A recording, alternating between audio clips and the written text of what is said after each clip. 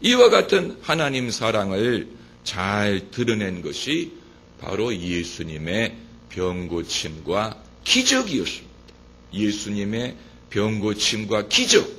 자유주의 신학자들은 예수님의 말씀만을 중요하게 생각하고 예수님의 행적은 무시하는 경향이 있습니다.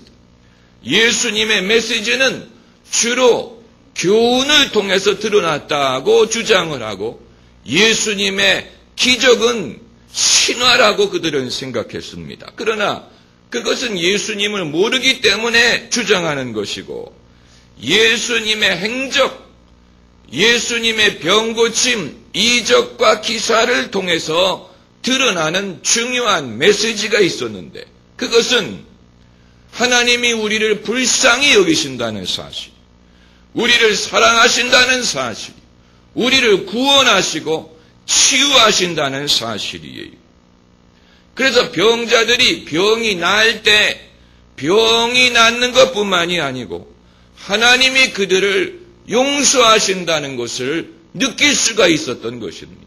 그렇기 때문에 예수님은 죄를 사하시고 동시에 병을 고쳐주신 것입니다. 예수님의 기적은 그 자체가 하나의 메시지였던 것입니다. 그리고 일반적으로 모든 종교인들은 강 건너 불구경하듯이 이쪽에서 저쪽을 건너다보고 추측을 합니다. 이쪽은 사람들이 사는 세상이고 저쪽은 하나님이 계신 천국이라면 저쪽에 가본 적이 없기 때문에 이쪽에서 강 건너 불구경하는 것처럼 저쪽을 건너다보고 하나님은 이럴 거야, 하나님은 저럴 거야 이런 식으로 추측을 할지 거기에 직접 하나님을 건너가 보지를 못한 것입니다. 예? 대다수의 종교가 그렇습니다. 그러나 예수님은 저쪽에서 이쪽으로 건너오신 분이에요. 예, 하늘에서 사람으로 이 땅에 오신 분입니다. 그렇기 때문에 하나님의 아들만이 하실 수 있는 말씀을 하셨습니다.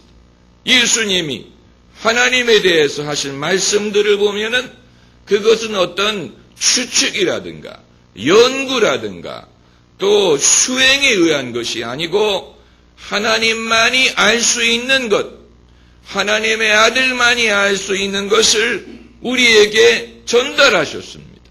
그러니까 천국의 inside information, 내부 정보를 우리에게 전달하신 것입니다. 그 예를 들면 한이 없지만 몇 가지 대표적인 예를 들면 탕자의 비유입니다. 탕자의 비유는 탕자에게 초점을 맞추는 것 같지만 여러분, 사람이 회개하는 것은 다른 종교에서도 얼마든지 찾아볼 수 있습니다.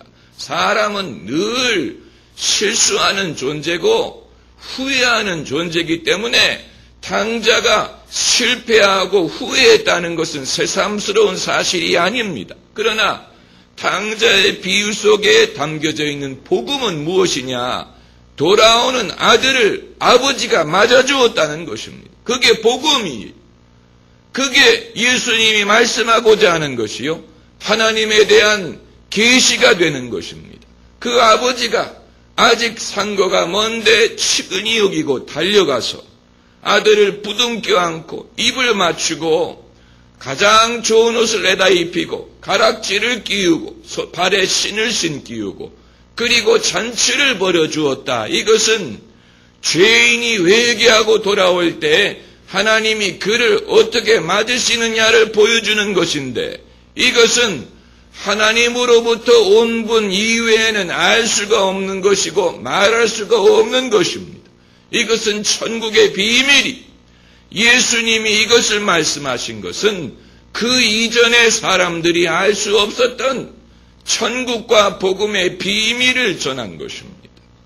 또 하나의 예는 구하라 그리하면 주시리라 찾으라 찾으리라 문을 두드리라 그리하면 열리리라. 너희 중에 아비된 자가 자식이 떡을 달라면 돌을 주며 생선을 달라면 뱀을 줄 자가 있겠느냐?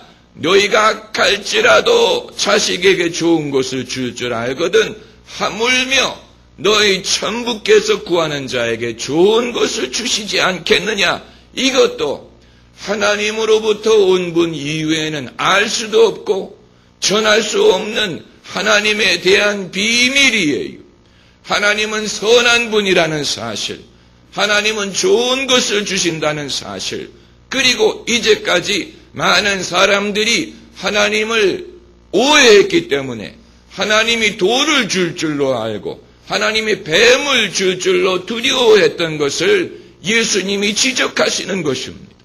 이것은 하나님으로부터 온 분 이외에는 알 수도 없고 전할 수도 없는 비밀을 말씀하신 것입니다. 그리고 오늘 본문 말씀을 들 수가 있는데 오늘 본문 6절 말씀을 보면은 은밀한 중에 계신 내 아버지께 기도하라는 말씀이 나옵니다. 은밀한 중에 계신 내 아버지, 이것은 하나님의 존재 양식을 보여주는 것인데 하나님은 은밀한 중에 계시다라는 뜻입니다. 하나님은 은밀히 계십니다. 은밀히 존재하십니다. 하나님은 조용합니다. 비밀스럽습니다. 눈에 안 보입니다. 귀에 안 들립니다. 안 계시는 것처럼 느껴집니다. 그러나 하나님은 계십니다. 은밀히 계십니다. 이런 하나님을 우리가 만날 수 있는 길은 골방에 들어가 문을 닫고 기도하는 것입니다. 여기에서 골방이 뜻하는 것은 우리 내면의 은밀한 공간을 말하는 것이고 우리 중심의 진실을 말하는 것입니다. 골방은 드러나지 않아요. 골방은 공개되지 않습니다. 그러므로 우리가 하나님을 만나는 길은 겉으로 드러나는 형식이라든가 예식이라든가 이런 것으로 만날 것이 아니고 내면의 진실, 영성, 성령의 역사를 통해서만이 하나님을 만날 수가 있다는 얘기입니다. 우리가 골방에 들어가 문을 닫고 기도하면 예수님 말씀하시기를 하나님이 보신다 그랬고 하나님이 갚으신다 그랬습니다. 6절 말씀에 너는 기도할 때 내 골방에 들어가, 남의 골방이 아니에요. 내 골방, your closet. 우리 모두에게 각자 우리만의 신앙의 은밀한 공간이 있어야 된다는 얘기입니다. 내 골방에 들어가 문을 닫고 은밀한 중에 계신 내 아버지께 기도하라. 은밀한 중에 보시는 내 아버지께서 갚으시리라. 하나님이 보시고 갚으신다고 말씀하셨습니다. 그 말은 하나님이 드러난다는 얘기입니다. 은밀하게 계시는 하나님이 드러나고 그 은혜가 나타나고 그 능력이 나타나고 하나님을 우리가 알 수 있게 된다는 얘기입니다. 이러한 골방이 없는 사람은 하나님을 알 수가 없고 그런 사람에게는 정말로 하나님은 조용하고 안 보이고 안 느껴질 것입니다. 우리가 영성을 개발한다는 말은 내면의 골방을 만든다는 얘기입니다. 그리고 예수님은 문을 닫아라고 말씀하셨습니다. 문을 닫는다는 말은 남에게 보이려고 하지 말라는 뜻이지만 동시에 이것은 남들이 볼 수 없는 하나님과 나만의 진실이라는 얘기입니다. 결국 우리의 신앙은 남들이 판단할 수 있는 것이 아닙니다. 내 신앙을 남이 평가할 수 있는 것이 아닙니다.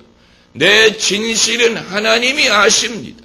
하나님이 상을 주시든 벌을 주시든 갚아주시든 하나님이 판단할 것입니다. 사람이 판단할 수 있는 것이 아닙니다.